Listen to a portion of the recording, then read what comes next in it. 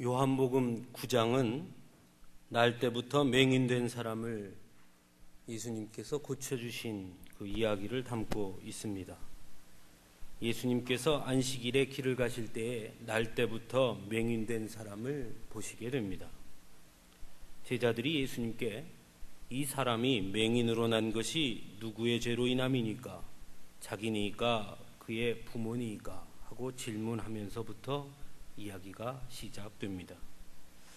예수님은 제자들의 질문에 그에게서 하나님이 하시는 일을 나타내시고자 하심이라 라고 말씀하시고는 땅에 침을 뱉어 진흙을 이겨 맹인의 눈에 바르시고 실로암 못에 가서 씻으라 그렇게 말씀해 주십니다.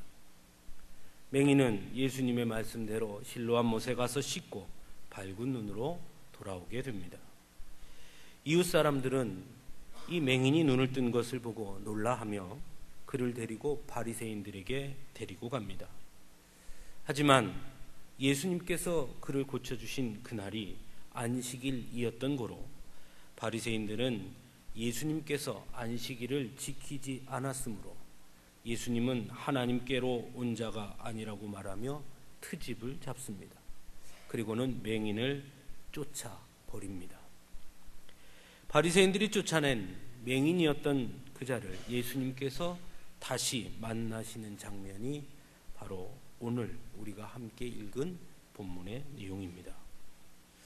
이처럼 요한복음 9장의 내용은 바로 보는 것에 대한 문제이고 특별히 날 때부터 맹인이었던 사람에 대해 제자들과 예수님 그리고 바리새인들의 보는 것을 비교하여 그 차이를 우리에게 보여주고 있습니다.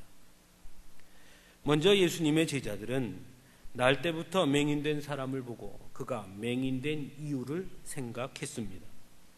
그 당시 사람들은 신체적인 장애를 하나님의 형벌로 이해했기 때문에 날 때부터 맹인이었던 사람의 원인을 제자들은 죄에서 찾고 있습니다. 즉 제자들은 철저하게 인과응보의 관점으로 바라보고 있고 날 때부터 맹인된 사람의 장애를 죄라는 관점으로 이해하고 있다라는 것입니다. 하지만 예수님은 하나님이 하시는 일을 나타내고자 하심이라 말씀함으로 오히려 하나님의 영광을 나타내는 죄로 그 맹인을 바라보고 계신 것입니다. 또한 제자들의 눈은 눈에 보이는 그 사람에 집중되어 있는데 반해 예수님의 눈은 그 사람 속에 함께 계시는 하나님을 바라보고 있다는 것입니다. 제자들은 날 때부터 맹인된 사람이 죄 때문이라고 규정하고 그렇게 바라보므로 날 때부터 맹인된 사람과 자기 자신을 철저하게 구별하고 있습니다. 만일 제자들의 말대로 날 때부터 맹인된 사람이 죄 때문이라고 말한다면 이 땅에 어느 누가 맹인이 되지 않을 사람이 있을 수 있겠습니까? 또한 제자들 역시 그렇다면 왜 맹인이 되지 않아야 합니까? 그러므로 제자들이 날 때부터 맹인된 사람을 보며 그 원인이 죄 때문이라고 말하는 데는 자신들은 마치 예외인 것처럼 여김으로 그 안에는 자신이 맹인이 아니라는 그 이유 하나만으로 날 때부터 맹인인 사람보다 자신들이 더 의로운 자라는 교만이 자리 잡고 있다고 할 수 있는 것입니다. 하지만 예수님은 달랐습니다. 날 때부터 맹인인 사람을 보면서도 오히려 그를 통해 역사하실 하나님, 그럼에도 불구하고 그를 사랑하시고 그 안에 함께 하시는 하나님을 보고 계신 것입니다. 두 번째로 바리새인들과 예수님의 보는 것의 차이입니다. 바리새인들은 사람보다 율법을 중요하게 여기는 사람들로 날 때부터 맹인된 사람이 고침을 받은 것을 보지 아니하고 오히려 안식일에 맹인을 고친 일, 즉 현상과 형식에 집중하고 있습니다. 그래서 예수님을 죄인으로 정죄하고 눈을 뜨게 된 맹인을 내어 쫓게 되는 것입니다. 하지만 예수님은 달랐습니다. 예수님은 다른 무엇보다 사람을 중요하게 여기신 분이셨습니다. 예수님은 안식일의 논쟁 때마다 항상 안식일이 사람을 위해 있다고 말씀하셨습니다. 그리고 결국 사람을 위해 십자가라는 고난과 고통을 감당하신 분이 바로 우리 예수님이십니다. 그럼 이런 차이는 왜 생기는 것인가 하는 것입니다. 그것은 바로 보는 것에 대한 인식의 차이라 할 수 있습니다. 우리말에는 본다라는 말이 그 쓰이는 상황에 따라 달라지기 때문에 본다라는 말을 단순히 구별하여 설명하기가 매우 어려운 것이 사실입니다. 그것은 우리 한글이 기본적으로 소리 글자이기 때문이라 할 수 있습니다. 즉 한글은 소리를 기본으로 만들어진 글자라는 것입니다. 그래서 그 글이 가지고 있는 의미를 설명하는 데에는 많은 어려움이 있습니다. 하지만 한자는 반대로 뜻을 기본으로 만들어진 글자이고, 그러므로 그 글자가 가지고 있는 뜻을 설명하는 데에는 한글보다는 조금 쉽고 편한 면이 있습니다. 그렇다고 한자가 우리 한글보다 더 뛰어난 글자라는 것은 분명 아닙니다만은, 오늘 이 본다라는 말을 설명하기 위해서 저는 좀 한자를 사용하려고 합니다. 여기 앞에 화면에 좀 띄워질 텐데요. 한번 화면을 좀 보시면서 같이 나누면 좋겠습니다. 한자에는 보는 것에 세 가지의 의미가 있는데 이를 견시관이라 합니다. 모두 볼견, 볼시, 볼관, 다 보다라는 한자입니다. 하지만 그 뜻과 쓰임은 모두 다릅니다. 먼저 한자로 볼견은 보기는 보는데 눈 뜨고 있으니 보이는 것을 의미하는 것으로 영어의 see에 해당한다 할 수 있습니다. 견이라는 글자 자체가 눈, 목자, 즉 눈을 크게 뜬 사람이라는 의미를 상징하는 것으로 외부의 사물이나 현상이 보이는 것을 형상화한 글자입니다. 그래서 흔히 눈앞에 물건을 보면 욕심이 생긴다고 할 때 우리는 견물생심이라고 말하는데, 이때 바로 보고 싶어서 보는 것이 아니라 그냥 눈 앞에 있어서 보았더니 욕심이 생기더라 하는 것입니다. 그러므로 견은 자기 방식대로 보는 것입니다. 자기 방식대로 본 다른 사람의 의견과 견해가 다를 때, 남의 의견과 주장을 틀린 것으로 말할 때 우리는 흔히 견해차라고 말합니다.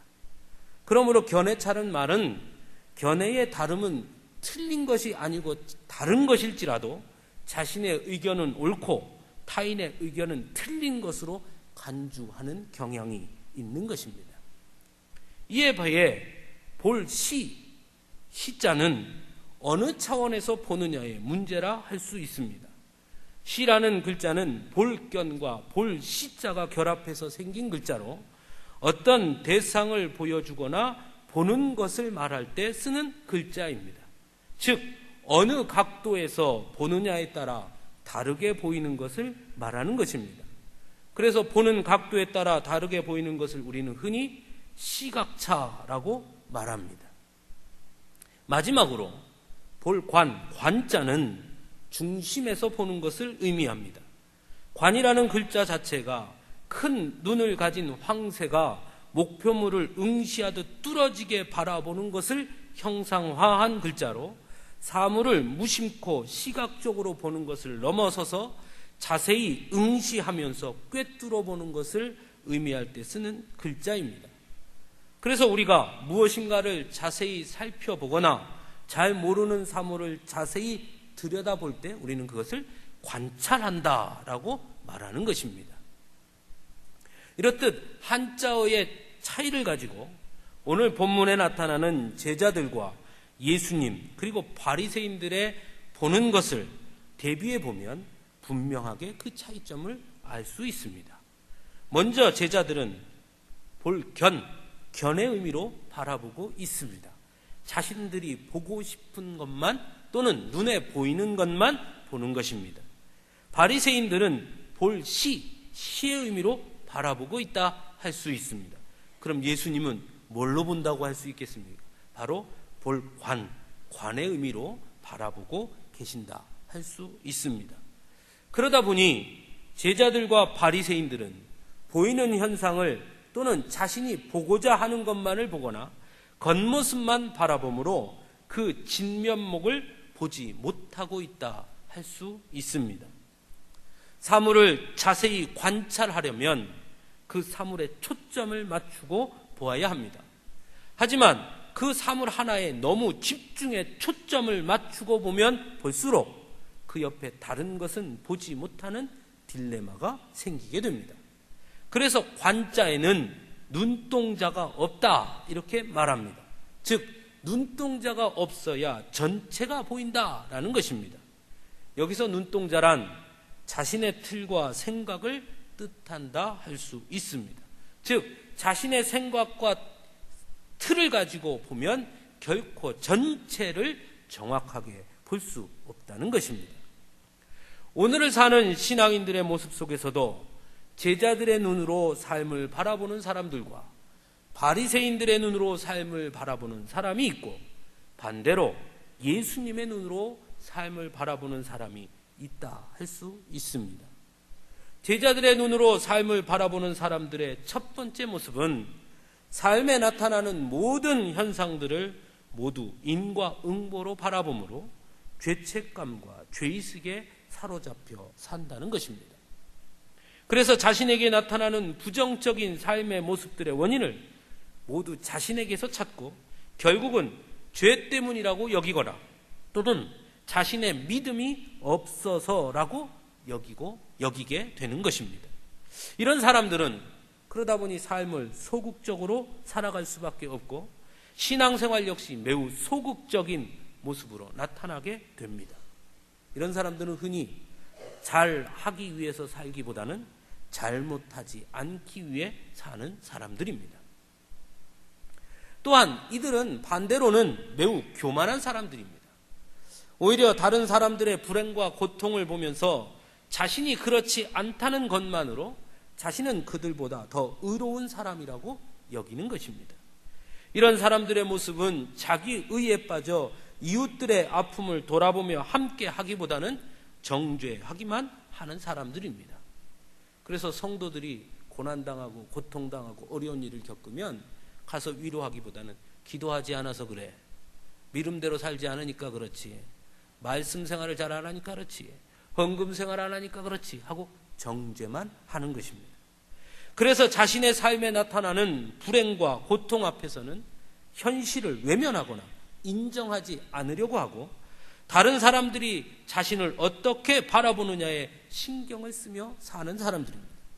그래서 겉으로는 매우 의로운 척하면서도 내면은 두려움에 사로잡혀 사는 매우 이중적인 삶의 모습을 나타낸다 할 수 있습니다.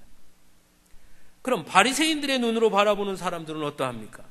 그들은 자신들의 생각의 틀로 세상을 바라보는 사람들입니다. 이런 사람들은 신앙생활이 매우 형식적이고 교리적인 사람이라 할 수 있습니다. 하나님의 능력이나 믿음의 능력까지도 자신의 틀로 바라보는 사람입니다.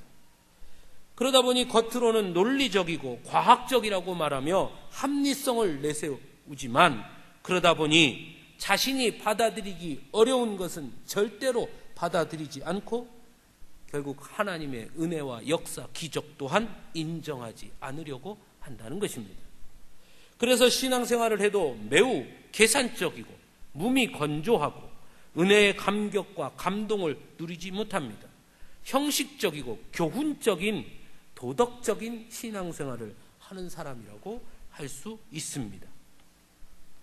그에 반해 예수님의 눈으로 바라보는 사람들은 자신에게 나타나는 부정적인 삶의 모습들이 있다 하더라도 그 안에도 하나님의 계획하심이 있다고 믿고 긍정적이며 적극적인 삶의 모습으로 나타나고 신앙생활 역시 적극적인 모습으로 나타나는 것을 보게 됩니다. 무엇보다 삶의 모습 속에서 하나님의 영광을 나타내기 위해 살아가는 사람들이라 할 수 있습니다.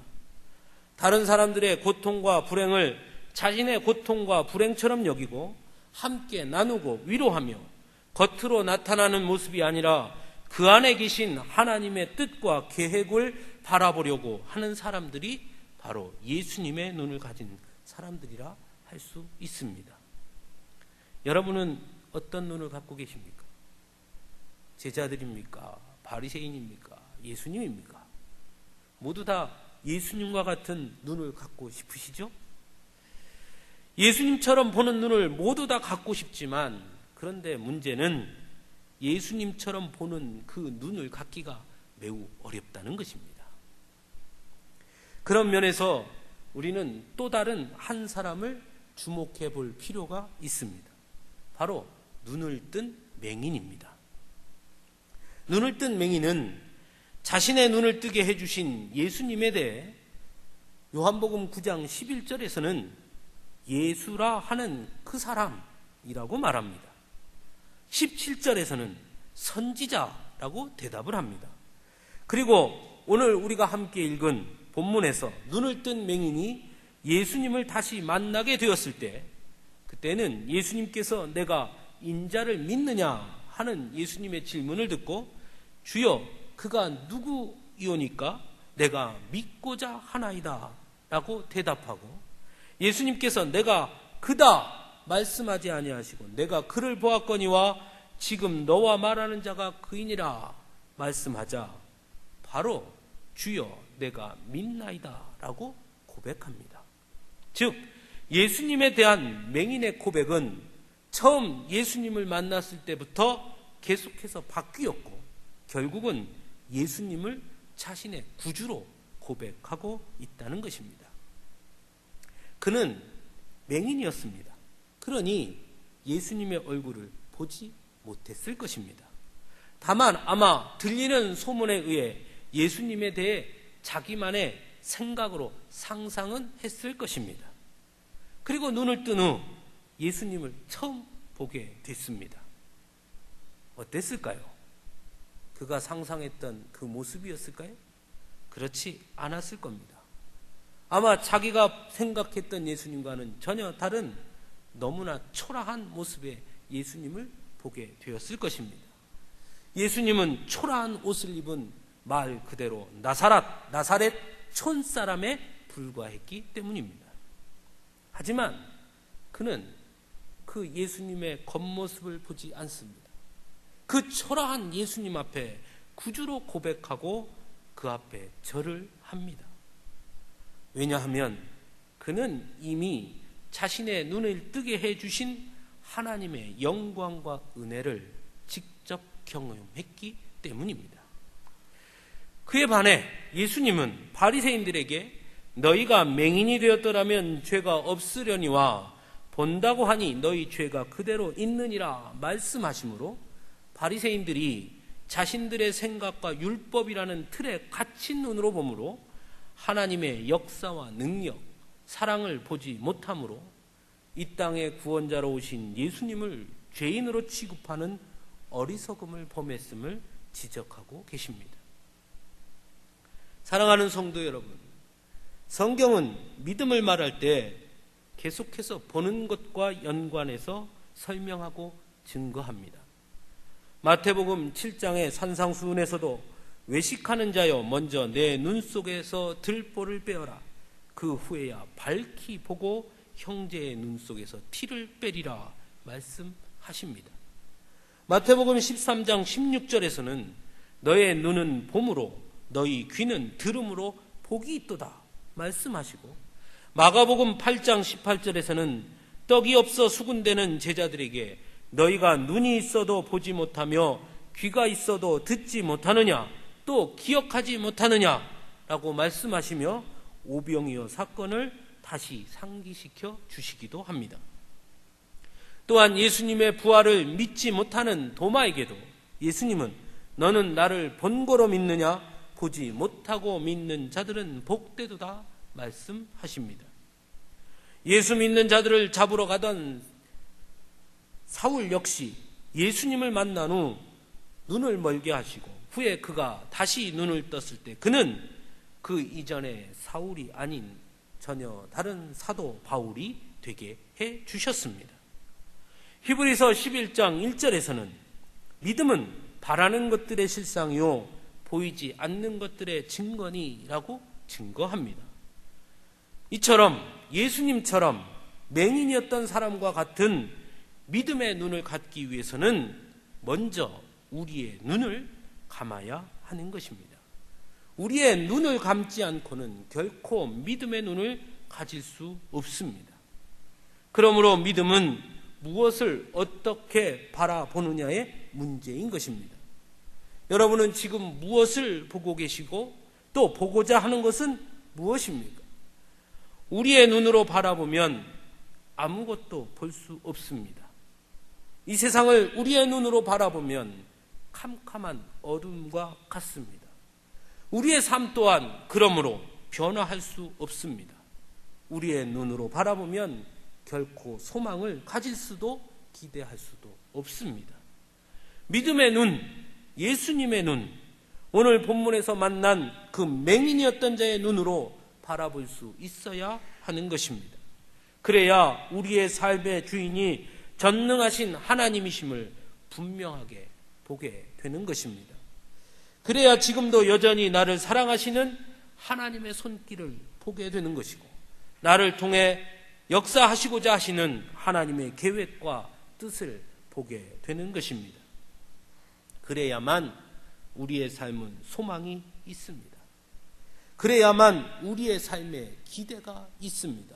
그래야만 우리의 눈에 보이지 않는 것을 보이는 것을 쫓아 살지 아니하고 하나님의 영광을 위해 살게 되는 것입니다. 우리 주님은 나는 세상의 빛이다 말씀하셨습니다. 캄캄한데 빛이 비추는 것입니다. 그래야 드러나는 것입니다. 내 눈을 감고 내가 캄캄해지고 그때 예수님의 빛으로 세상을 볼 수 있게 되는 것입니다. 사랑하는 성도 여러분, 이제 우리의 눈을 내려놓아야 합니다.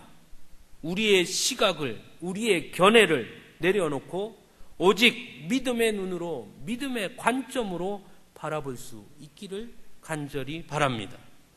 우리는 기도할 때 눈을 감습니다. 눈 감을 때 기도할 때 눈을 감고 기도하시죠? 왜 눈을 감습니까? 곧 우리의 눈을 감고 믿음의 눈으로 하나님의 역사와 능력을 보기 위함인 것입니다.